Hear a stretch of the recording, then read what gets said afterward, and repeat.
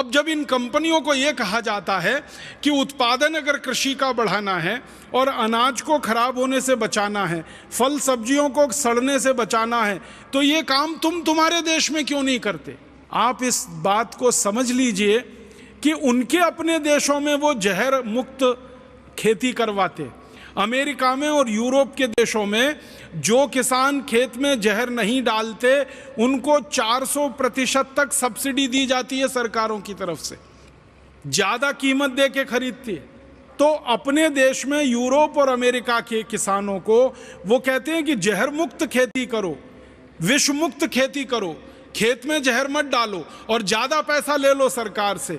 और वही देश की कंपनियां भारत में आकर उल्टा काम करती हैं, जहर युक्त खेती कराती हैं, विष युक्त खेती कराती हैं और हमारे खेतों की धमनियों में, हमारी धरती माता की धमनियों में इतना जहर डलवा दिया है कि आपके खून में, मेरे खून में, भारतवासियों के खून में ये जहर आने लगा है।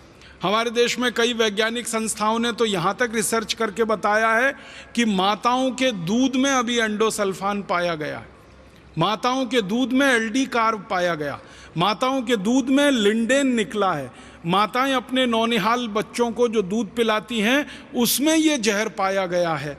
आप सोचिए कि ये जहर कितने बड़े पैमाने पर, कितने बड़े स्तर पर हमारे देश के लोगों के स्वास्थ्य के साथ खिलवाड़ कर रहा है। बहुत बड़ा मौत का व्यापार ये हो रहा है।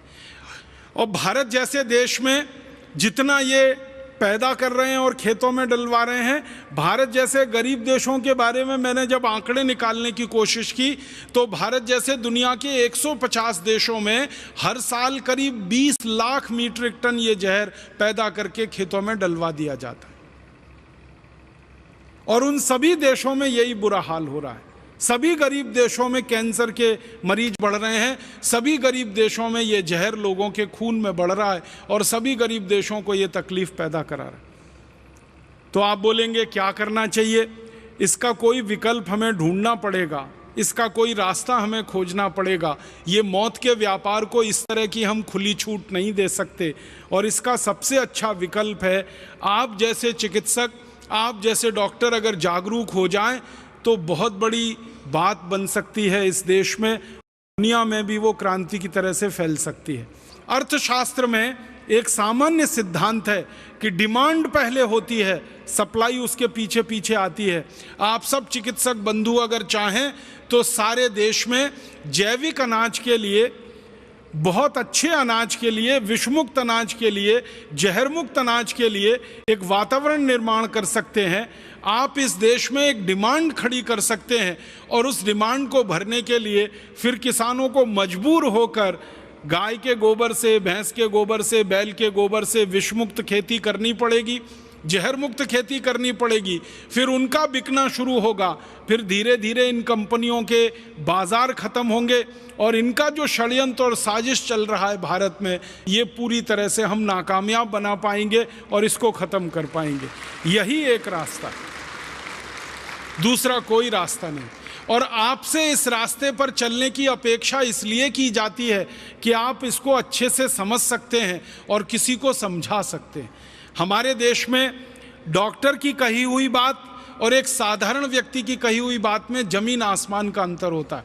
जब कोई मरीज किसी डॉक्टर के मुंह से कुछ सुन लेता है तो वो कहता है ये डॉक्टर ने कहा है और उसके लिए डॉक्टर भगवान का प्रतिरूप है, वो इससे कम पर बात नहीं करता है। मैंने देखा है बहुत सारे मरीजों को, वो आपका प्रिस्क्रिप्शन लिखा हुआ स्लिप लेके किसी दुकान पर जाते हैं, केमिस्ट के पास, और मैंने देखा वो झगड़ा करते हैं केमिस्ट से। झगड़ा किस बात का होता है? केमिस्ट कहता है कि डॉक्टर साहब ने ये जो दवा लिखी है ये तो है नहीं मेरे पास, ऐसी ही बहुत अच्छी दूसरी दवा है। वो झगड़ा करता है, नहीं नहीं मुझे वो नहीं चाहिए, यही चाहिए जो डॉक्टर ने लिखी है। और वो समझाते समझाते केमिस्ट परेशान होता है कि भैया एक ही दवा के ये दो नाम हैं। वो मानता ही नहीं है, डॉक्टर ने लिखी है इसलिए मुझे तो यही चाहिए, क्योंकि उसका भरोसा है आप पर, क्योंकि विश्वास है आप पर। आपके ऊपर जो मरीजों का ये भरोसा और विश्वास है, इसका सदुपयोग करते हुए आप इस बड़े मौत के व्यापार को बंद कराने में बहुत बड़े सहायक हो सकते हैं। जब आप मरीजों को ये कहना शुरू कर देंगे कि देखो भाई तुम्हारी बीमारी ठीक करने के लिए दवा तो मैं दे रहा हूँ, लेकिन इस दवा से ज़्यादा भी तुम्हें दूसरे काम करने पड़ेंगे। तो वो पूछेगा क्या करूँ? तो कहने लगो जहर मुक्त अन्न खाना शुरू करो, जहर मुक्त सब्जियां खाना शुरू करो, जहर मुक्त फल खाना शुरू करो। तो वो कहेगा कहाँ मिलेगा? तो जहाँ से ये मिल रहा है जहर युक्त, वहीं जहर मुक्त मिलेगा। मांग पैदा करो, डिमांड पैदा करो, तो लोग अपने आप पैदा करेंगे। तो पहले कम पैदा होगा, शायद ज़्यादा कीमत में बिकेगा, फिर ज़्यादा पैदा होने लगेगा, कीमतें कम होती जाएंगी, और एक सामान्य रूप से पूरे भारत के लोगों को विषमुक्त अनाज, विषमुक्त भोजन, विषमुक्त सब्जियां और विषमुक्त फल उपलब्ध हो जाएं। एक तरफ इन कंपनियों का बाजार भी खत्म हो जाएगा, उनकी ताकत भी कमज़ोर हो जाएगी, और दूसरी तरफ हमारे लोगों को कैंसर जैसी गंभीर बीमारियों से बचने का रास्ता भी खुल जाएगा। माताओं के शरीर में ये जो जहर आ गया है दूध के रूप में, ये भी कम होता चला जाएगा। और एक सबसे आखिर में जो बड़ा काम होगा वो ये कि सारे भारत देश में जब ये खेती में क्रांति आ जाएगी, तो बड़ा सवाल पैदा होगा वो ये कि क्या बिना यूरिया, बिना डीएपी उत्पादन हो पाएगा? क्योंकि हमारे देश में ये जहर बेचने वाली कंपनियों ने एक कुतर्क फैला रखा है कि यूरिया डीएपी के बिना तो उत्पादन हो ही नहीं सकता। मैं आपको विनम्रतापूर्वक एक जानकारी देना चाहता हूँ।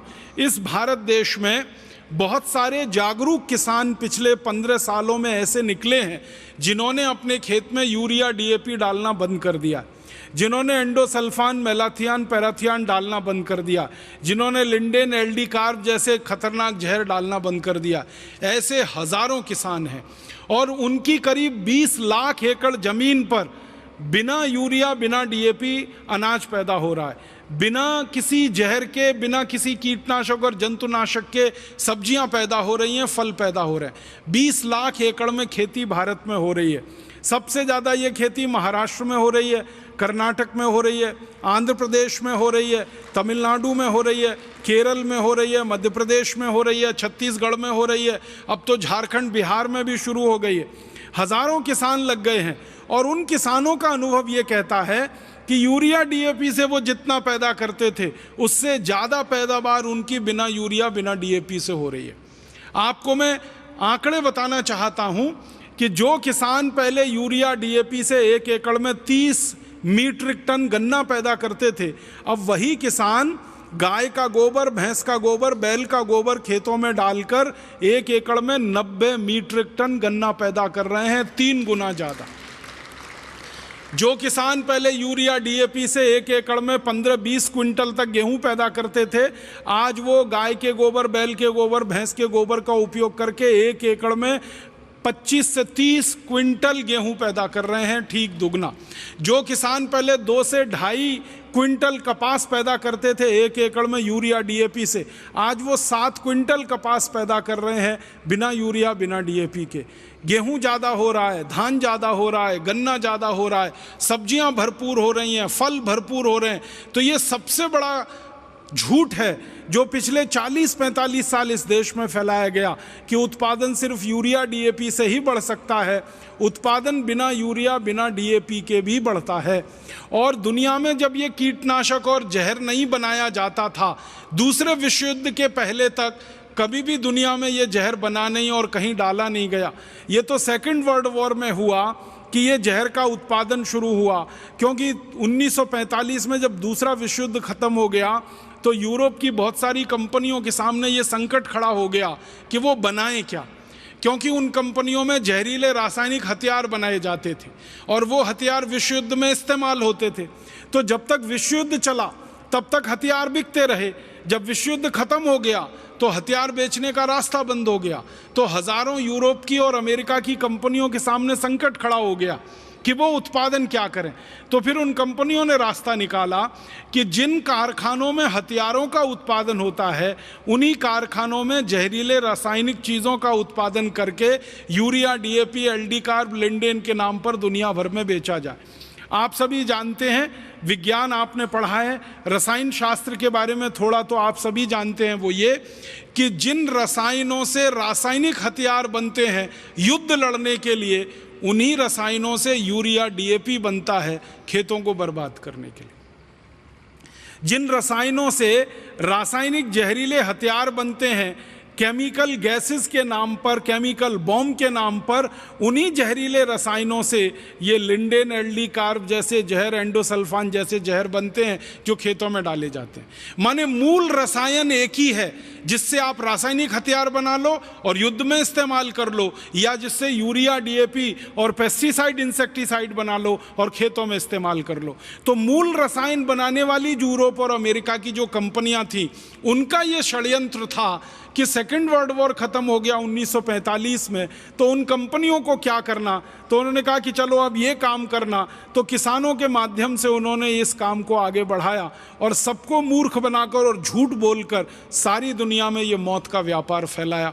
अब हमको ये बात अगर समझ में आ गई है तो हम इस मौत के व्यापार को बंद कराएं, और इस मौत के व्यापार को पहले अपनी धरती से बंद कराएं, फिर अपने पड़ोसी देशों की धरती से बंद कराएं, और फिर दुनिया की धरती से इस मौत के व्यापार को बंद कराएं। क्योंकि सबको जिंदा रहने का उतना ही अधिकार है जितना इन कंपनियों के मालिकों को आलीशान तरीके से जीवन बिताने का अधिकार है, वैसे ही गरीब से गरीब किसान को जिंदा रहने का अधिकार है। दूसरा एक मौत का व्यापार जो हमारे देश में और दुनिया में चल रहा है, वो व्यापार है सिगरेट का। सिगरेट के व्यापार के बारे में मैं आपसे कुछ बात करना चाहता हूं। वो ये कि दुनिया में सिगरेट का व्यापार अमेरिका देश से शुरू हुआ। 16वीं शताब्दी में अमेरिका की कंपनियों ने सबसे पहले सिगरेट बनाई, और फिर सिगरेट बनाने का धंधा उनके यहाँ बढ़ता गया। जैसे जैसे सिगरेट का उत्पादन बढ़ा, वैसे वैसे सिगरेट बेचने के लिए उनको रास्ते बनाने पड़े। तो जिन जिन देशों में अमेरिका की कंपनियां गईं, उन्होंने सिगरेट बेचने का धंधा शुरू किया। शुरू के दौर में ऐसा रहा कि अमेरिका इंग्लैंड का गुलाम था, आप सभी जानते हैं। तो एक तरह से अमेरिका का जो सिगरेट का धंधा था वो पूरी तरह से इंग्लैंड के कब्जे में था, इंग्लैंड की कंपनियों के कब्जे में था। तो अमेरिका को गुलाम बनाकर अंग्रेजों ने तंबाकू का उत्पादन अमेरिका में शुरू कराया। अमेरिका की ज़मीन इंग्लैंड से थोड़ी अच्छी है, अमेरिका की ज़मीन यूरोप के देशों से भी थोड़ी अच्छी है। अमेरिका की ज़मीन ऐसी ज़मीन है जहां तंबाकू का अच्छा उत्पादन हो सकता है। तो जब ये स्पेनिश लोग अमेरिका में गए, आप तो सब दुनिया का इतिहास जानते हैं, सबसे पहला अमेरिका में जाने वाला जो यूरोपियन था उसका नाम था कोलंबस। 1492 में वो अमेरिका में पहुंचा। वहाँ पहुंचकर उसने एक कॉलोनी बनाई स्पेनिश लोगों की, और फिर गुलाम बना के लोगों को लूटना शुरू किया। और उस स्पेनिश कोलंबस ने ले जाकर वहाँ तंबाकू का उत्पादन शुरू कराया। फिर वो तंबाकू उत्पादन धीरे धीरे बढ़ा के सिगरेट बनना शुरू हुई, और सारी दुनिया में वो सिगरेट बिकना शुरू हुई। और उस सिगरेट के लिए कई कंपनियों को स्थापित किया गया। उस दौर में जो सिगरेट बनाने वाली सबसे पहली कंपनी बनी, उसका नाम फिलिप मॉरिस, वो अभी भी जिंदा है। एक और दूसरी बड़ी कंपनी बनी जिसका नाम था आरजे रेनॉल्ड, वो अभी भी जिंदा है। एक और तीसरी बड़ी सिगरेट बनाने वाली कंपनी बनी जिसका नाम था अमेरिकन टोबैको कंपनी, जिसका भारतीय नाम है इंडियन टोबैको कंपनी। आपने भारत में एक नाम सुना होगा ITC, ये मूल नाम है अमेरिकन टोबैको कंपनी, उसका भारतीयकरण करके कर दिया इंडियन टोबैको कंपनी। सारी दुनिया के देशों में ये कंपनी काम करती है। श्रीलंका में इसका नाम होता है श्रीलंका टोबैको कंपनी या सीलोन टोबैको कंपनी। भारत में नाम होता है इंडियन टोबैको कंपनी। पाकिस्तान में उसका नाम है पाकिस्तान टोबैको कंपनी। इंडोनेशिया में उसका नाम है इंडोनेशियन टोबैको कंपनी। माने आदत है इन कंपनियों की कि जिस देश में घुसना उसका नाम पहले अपने साथ लगा लेना, ताकि स्थानीय लोगों को लगे कि ये तो उनके ही देश की कंपनी है। तो ऐसे करके ये सिगरेट का धंधा चला। एक ज़माना था कि अमेरिका में ये लोग सिगरेट बनाते थे, दूसरे देशों में ले जाकर बेचते थे, कोई पीता नहीं था, क्योंकि सिगरेट पीना किसी की आदत नहीं है इस देश में, क्योंकि सिगरेट कोई ऐसा उत्पाद नहीं है जिसको पीकर कोई व्यक्ति अच्छा महसूस करे। सिगरेट तो सबसे खराब उत्पादों में गिना जाता। लेकिन इन्होंने सिगरेट के बारे में तरह तरह के कुतर्क प्रचलित किए। उनमें से एक कुतर्क था जो आज तक चला आ रहा है, सिगरेट पीने से मर्दानगी आती है, सिगरेट पीने से पौरुष बढ़ता है, सिगरेट पीने से ताकत बढ़ती है, सिगरेट स्टेटस सिंबल है। इस तरह की विज्ञापनबाजी कर करके इन्होंने ये सारा खेल खेला, और इस खेल को सटल तरीके से खेला इन्होंने फिल्में बनाई। यूरोप के इंग्लैंड के फिल्मकारों ने, अमेरिकन फिल्मकारों ने फिल्में बनाई और उन फिल्मों में हीरो को खूब अच्छे से जानबूझकर सिगरेट पीते हुए दिखाया। एक हीरो 10 सिगरेट पी रहा, दूसरा 20 पी रहा, तीसरा 30 पी रहा, तो जो ज़्यादा बड़ा हीरो ज़्यादा सिगरेट पी रहा। उन फिल्मों को सारी दुनिया में प्रचारित किया गया। धीरे धीरे दुनिया के लोगों में सिगरेट पीने की लत लग गई और सिगरेट की लत लगी तो उसका उत्पादन बढ़ा, फिर उत्पादन बढ़ा तो और बिक्री बढ़ी, फिर और उत्पादन बढ़ा। और अब मैं आपसे कहना चाहता हूँ वो ये कि 16वीं शताब्दी में दुनिया में एक सिगरेट नहीं बनती थी और आज सारी दुनिया में 5,500 अरब सिगरेट हर साल बनती है। 5,500 अरब सिगरेट, 5500 अरब सिगरेट। अरब बिलियन अंग्रेजी में, अमेरिकन बिलियन 100 करोड़ का होता है। तो 5,500 अरब सिगरेट सारी दुनिया में बनती है और इसको 142 करोड़ लोग पीते। अब ये 142 करोड़ लोग दुर्भाग्य से अमेरिका में, यूरोप में, भारत और भारत जैसे कई गरीब देशों में हैं और इन देशों को सिगरेट पिला पिला के लोगों का सारा खून पसीने की कमाई का पैसा निचोड़ रही हैं ये कंपनियां। फिलिप मॉरिस है, आरजे रेनॉल्ड है, अमेरिकन टोबैको कंपनी है। ऐसी सिगरेट के धंधे में लगी हुई 40 बड़ी कंपनियां हैं अमेरिका और यूरोप के देशों की। ये कंपनियां अंधाधुंध व्यापार कर रही हैं और इस व्यापार में अंधाधुंध मुनाफा कमा रही। आपके मन में एक प्रश्न आ सकता है कि मुनाफा कितना हो सकता है सिगरेट के बिजनेस में?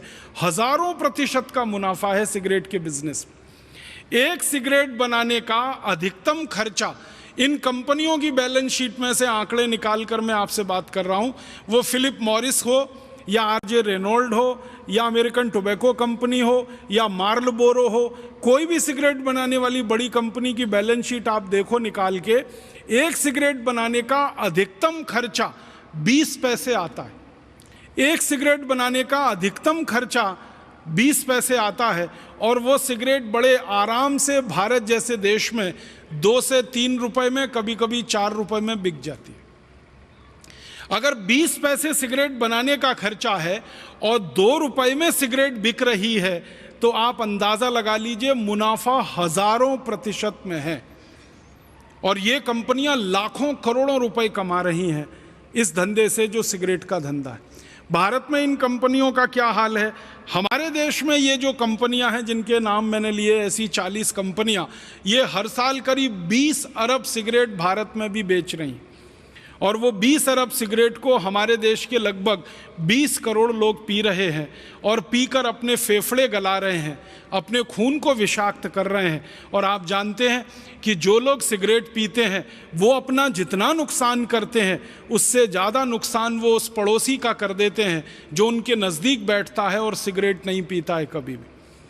आप जानते हैं जो पैसिव स्मोकर होता है वो एक्टिव स्मोकर से ज़्यादा खतरनाक और संवेदनशील स्थिति में होता है, क्योंकि ये जो पैसिव स्मोकर है और ये जो एक्टिव स्मोकर है, जो पीने वाला है वो तो धुएं को बाहर फेंकता है और जो नहीं पीने वाला है वो सारे धुएं को अपने द्वारा खींच लेता है अंदर। तो पीने वाले से ज़्यादा धुआं नहीं पीने वाले के शरीर में चला जाता है। आप जानते हैं कि किसी बस में बैठा हुआ कोई एक व्यक्ति सिगरेट सुलगा ले, पूरी बस परेशान हो सकती है। रेल के डिब्बे में बैठा हुआ कोई व्यक्ति एक सिगरेट सुलगा ले, पूरे डिब्बे में बैठे हुए लोग परेशान हो जाते हैं। तो भारत में ऐसे 20 करोड़ लोगों को लत पड़ गई सिगरेट पीने की और वो पी पी के अपने हृदय को जला रहे हैं, खून को जला रहे हैं, फेफड़ों को जला रहे हैं और अपने पड़ोसियों को भी जला रहे हैं। एक और दूसरा बड़ा मौत का व्यापार चल रहा है इस देश में। इस मौत के व्यापार को बढ़ाने में भारत देश में 2 तरह के लोगों की बड़ी भूमिका रही है। एक तो नेताओं की, जिन्होंने इन सिगरेट कंपनियों को खुली छूट दे रखी है जो सिगरेट बना के भारत में बेच रहे हैं, और दूसरा सिगरेट के प्रचार करने वाले प्रचारकों की, जिन्होंने सिगरेट का अंधाधुंध प्रचार किया है इस देश में। आपको मैं बताना चाहता हूं, हमारे देश में आईटीसी कंपनी की एक सिगरेट बिकती है जिसका ब्रांड नेम है विल्स, WILLS, विल्स। इस ब्रांड नेम से सबसे ज़्यादा बिकने वाली सिगरेट है वो आईटीसी की कंपनी की है। अब इस सिगरेट को भारत में ज़्यादा से ज़्यादा बिकवाना, तो ये कंपनी ने पता है क्या किया? सालों साल इसने भारत की पूरी क्रिकेट टीम को खरीद लिया। सालों साल। और आप याद करिए कि भारत की क्रिकेट के टीम के सारे खिलाड़ी जो टी शर्ट पहनते थे उस पर सामने छाती पर विल्स लिखा रहता था। इंडिया पीछे लिखा होता था, विल्स आगे लिखा होता था। भारत पीछे है, सिगरेट बेचने वाली कंपनी का नाम आगे है। भारत के बड़े बड़े क्रिकेट खिलाड़ी में नाम नहीं लेना चाहता जिनको ये देश तालियां बजा बजा कर अपनी कंधों पर उठा के घूम रहा है। ये सारे बड़े क्रिकेट खिलाड़ियों ने विल्स का सबसे ज्यादा प्रचार किया है। हमारे देश में सबसे ज्यादा रन जिस क्रिकेट खिलाड़ी ने बनाए हैं वो विल्स का सालों साल प्रचारक रहा है। उसके बैट पर विल्स लिखा रहता है, उसके ग्लव्स होते हैं उस पर विल्स का स्टिकर, उसकी छाती पर विल्स, उसके पैड पर विल्स, हर जगह विल्स विल्स विल्स। और क्या होता था, क्रिकेट का मैच होता था तो ट्रॉफी का नाम विल्स ट्रॉफी रखा जाता है। मैदान जिस पर खेल हो रहा है क्रिकेट का उसमें दो तरफ विकेट्स होते हैं, दोनों तरफ जो एंड होता है बॉलिंग करने का वहां विल्स लिखा जाता था। फिर मैदान में चारों तरफ विल्स के बहुत सारे होर्डिंग्स और साइन लगाए जाते थे। मतलब जो क्रिकेट मैच देखने आ रहे हैं वो क्रिकेट से ज्यादा विल्स विल्स विल्स देखते थे। और फिर जब बड़े बड़े क्रिकेट खिलाड़ी विल्स का स्टिकर लगा के मैच खेलते हैं, विल्स का पैड पहन के मैच खेलते हैं, विल्स के ग्लव्स पहन के मैच खेलते हैं, तो देखने वाला जो नौजवान वर्ग है उसको भी लगता है अच्छा क्रिकेट खिलाड़ी होना है तो विल्स पीना ही पड़ेगा। छक्का मारने वाला क्रिकेट खिलाड़ी होना है तो विल्स पीना ही पड़ेगा, चौका मारने वाला खिलाड़ी होना है तो विल्स पीना ही पड़ेगा। और उसके चक्कर में फिर ये विल्स की बिक्री बढ़ते बढ़ते बढ़ते बढ़ते भारत में यहाँ तक पहुँची कि बहुत दुख होता है, हर दिन भारत में 3000 नए लड़के सिगरेट पीना शुरू कर देते हैं। सरकार के आंकड़े, हर दिन सारी दुनिया में हर दिन 1 लाख नए बच्चे जिनकी उम्र 13-14 साल के आसपास होती है वो सिगरेट पीना शुरू कर देते हैं। ये विल्स के जैसे प्रचार का दुष्परिणाम है। तो क्रिकेट का प्रचार नहीं होता, विल्स का प्रचार होता है।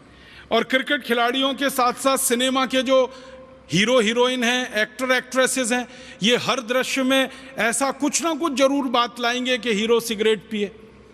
और यहाँ तो कई एक्टर ऐसे बदनाम हैं जो सबसे ज़्यादा सिगरेट पीते हैं अपनी किसी भी फिल्म में। आप जानते हैं ऐसे कई एक्टर के नाम मैं लेना नहीं चाहता। वो हर सीन में ऐसी कोशिश करेंगे कि सिगरेट का सीन आए। बेटा बाप के सामने सिगरेट पी रहा है, भाई बहन के सामने सिगरेट पी रहा है, पति पत्नी के सामने सिगरेट पी रहा है। फिल्मों में ऐसे दृश्य जानबूझ के ठूसे जाएंगे तो फिल्म देखने वाले लोगों के अवचेतन मन में वो सिगरेट बैठती है फिल्म से ज़्यादा, और फिर वो बाहर निकलते हैं हॉल से तो सिगरेट उड़ाना शुरू कर देते। और आप जानते हैं 14-15 साल की उम्र में किसी ने एक बार अगर सिगरेट पी ली तो फिर उसको आप सिगरेट का नशेड़ी बनाने से नहीं रोक सकते, क्योंकि वही सबसे संवेदनशील उम्र होती है और धीरे धीरे उस रास्ते पर वो चल पड़ते। फिर इस सिगरेट से होने वाली जो मौतें हैं सारी दुनिया में, सरकार सारी दुनिया की कहती है कि कैंसर में जो सबसे बड़ा कारण है, मैंने बताया जहर, एंडोसल्फान जैसा और मेलाथियान जैसा और ये यूरिया डीएपी, उसके बाद दूसरे नंबर पर जो सबसे बड़ा कारण है कैंसर का वो सिगरेट ही है। और सारी दुनिया में करोड़ों करोड़ों लोग इस सिगरेट को पी के मर रहे हैं, प्रत्यक्ष रूप से परोक्ष रूप से। प्रत्यक्ष रूप से वो मर रहे हैं जो सिगरेट को खींच रहे हैं, परोक्ष रूप से वो मर रहे हैं जो उनके पड़ोस में बैठकर सारा धुआं खींच रहे हैं। भारत में तो अभी धीरे धीरे सिगरेट की बिक्री बढ़ा रहे हैं। चीन जैसे देश में काफ़ी इन्होंने बिक्री बढ़ा दी है और ऐसे ही ये बिक्री बढ़ाते बढ़ाते इनका अंतिम लक्ष्य है कि दुनिया के अधिक से अधिक लोगों को सिगरेट पिला देना, ताकि 40 विदेशी कंपनियों के खजाने में लाखों करोड़ों रुपए जमा हो सके। ये दूसरा बड़ा मौत का व्यापार है जो चल रहा है हमारे देश में और दुनिया में। आपसे एक विनम्र निवेदन है कि इस मौत के व्यापार को भी आप बंद करा सकते हैं और हमारे नौजवानों को और सिगरेट पीने वाले बहन भाइयों को समझा सकते हैं। एक डॉक्टर की जो समझाइश होती है वो किसी दूसरे की नहीं हो सकती है। इसलिए आपसे मैं निवेदन करना चाहता हूँ, अपील करना चाहता हूँ कि आपके पास जो मरीज आते हैं, जो पेशेंट आते हैं, उनको आप समझाइए, विनम्रता से बताइए कि इन सिगरेट से कितना नुकसान होता है, व्यसन से कितना नुकसान होता है और सिगरेट कैसे आपके अंदर तक को जलाती है और कैसे ख़राब करती है। फिर इसके बाद एक और तीसरा बड़ा मौत का व्यापार है गुटखे का, खैनी का। ये 5,000 करोड़ का व्यापार है और लाखों लोग इस व्यापार में परेशान हो रहे हैं। फिर एक इसके बाद का आगे का व्यापार है बीड़ी का। सभी तरह के व्यसन में हमारा देश डूबा हुआ है। फिर उसके बाद एक शराब का व्यापार है जो मौत का व्यापार बन गया है। इस शराब के व्यापार को भी हमें बंद कराना है। भारत में 32,000 शराब की दुकानें हैं, 20,000 करोड़ की शराब बिक रही है, लाखों करोड़ों लोग इससे बर्बाद हो रहे हैं। और इसी तरह से एक बड़ा व्यापार हमारे देश में अफीम का है, मार्फीन का है और बहुत सारी नशीली दवाओं का है। हज़ारों मीट्रिक टन नशीली दवाएं बिक रही हैं और लोगों को तकलीफ़ में डाल रही हैं। तो मेरा आप सभी चिकित्सक भाइयों से यही विनम्र निवेदन है कि इन सभी मौत के व्यापारों को इस देश में जल्दी से जल्दी आप बंद कराइए और जल्दी से जल्दी इस भारत देश को एक रहने लायक, अच्छा, समर्थ, स्वस्थ और समृद्धशाली देश बनाइए।